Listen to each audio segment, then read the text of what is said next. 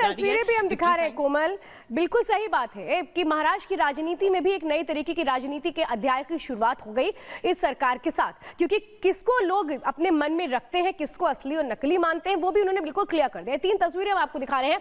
जब पहली बार देवेंद्र फडणवीस मुख्यमंत्री बने थे, जब दूसरी बार बने, और अब जब तीसरी बार की पारी है, यानी कल वो शपथ लेंगे। लेकिन ये शपथ कई मायनों में बेहद महत्वपूर्ण होगी, क्योंकि ये अब वो शिवसेना नहीं है, ये वो एनसीपी नहीं है, और बीजेपी जिस तरीके से सबको साथ में लेकर के हमेशा चलती रही, इस बार भी एक तरह से कहें कि वो सामंजस्य, बेहतरीन सामंजस्य फिर से देखने को मिल रहा है। अनामिका हमारे साथ लगातार जुड़ी है। अनामिका, बड़ा महत्वपूर्ण हो जाता है इस बार, वो तस्वीरें जबरदस्त कॉन्फिडेंस के साथ की है कि सब कुछ साथ में है, सब कुछ बैलेंस है, और जिसको जो मिलेगा वो उसे स्वीकार है।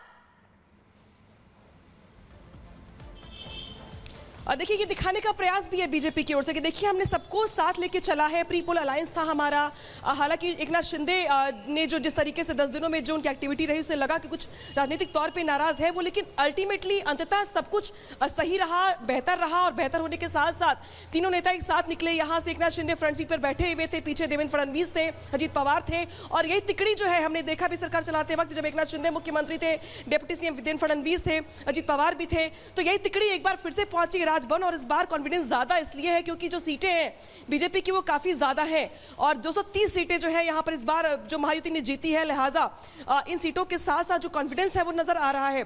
जैसे ही पहुंचे नेता महायुति के राजभवन, वैसे ही उनका बुके के साथ स्वागत किया गया। सरकार बनाने का जो दावा है वो पेश करते वक्त जो विधायकों की सूची होती है वो भी यहाँ पे दी जाती है। राज्यपाल को दिखाया जाता है कि देखिए हमारे पास कितने विधायक हैं और हम सरकार बनाना चाहते हैं, दावा किया जाता है। राजभवन की ओर से औपचारिक रूप से उन्हें समय दिया जाता है।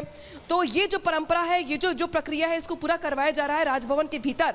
और बहुत महत्वपूर्ण ये भी हो जाता है कि फ्रंट सीट पर एकनाथ शिंदे हैं, यानी कि एक तरीके से एकनाथ शिंदे भी ये दिखाना चाहते हैं, एक मैसेज कन्वे करना चाहते हैं कि जो लोग ये सवाल कर रहे थे कि क्या वो नाराज है, क्या सब कुछ ठीक है, क्या सब कुछ ठीक नहीं है, तो इसी के जरिए मैसेज दरअसल ये जाएगा कि देखिए महायुति में सब कुछ ठीक है, न सिर्फ ठीक है बल्कि बेहतर है, बढ़िया है। और कल शपथ ली जाएगी, और इस शपथ के जरिए फडणवीस मुख्यमंत्री के तौर पर और डिप्टी सीएम के तौर पर एकनाथ शिंदे और अजीत पवार शपथ लेने को लेकर खबरें निकल के सामने आ रही। तो जो 11-12 दिनों का जो हमने एक रसाकसी का माहौल देखा है मुख्यमंत्री के चेहरे को लेकर, जो हमने मंथन के कई राउंड देखे हैं महाराष्ट्र से दिल्ली तक, आज उन राउंडों का फाइनल राउंड हुआ विधान भवन में, और वो राउंड खत्म हो गया देवेंद्र फडणवीस के नाम के ऐलान के साथ। और अब जो प्रक्रिया चल रही है राजभवन के भीतर, जो एक तरीके से विधानसभा की जो प्रक्रिया होती है गठन को लेकर के, वही प्रक्रिया आगे भी बढ़ रही है।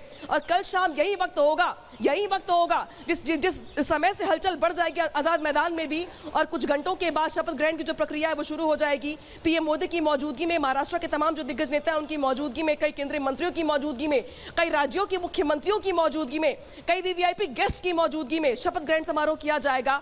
और महाराष्ट्र से जो मैसेज जाएगा वो भी अपने आप में काफी अहम हो जाता है, क्योंकि हरियाणा की जीत के बाद जिस तरीके से एक नारे ने हौसले बुलंद किए बीजेपी के, एक है तो सेफ है, जिसको लेके बार बार जो नेता है बीजेपी को जिक्र भी कर रहे हैं। फडणवीस ने आज भी अपने विधान भवन में अपनी स्पीच में इस बात का जिक्र किया, हिंदी में बोला साफ साफ कि एक है तो सेफ है।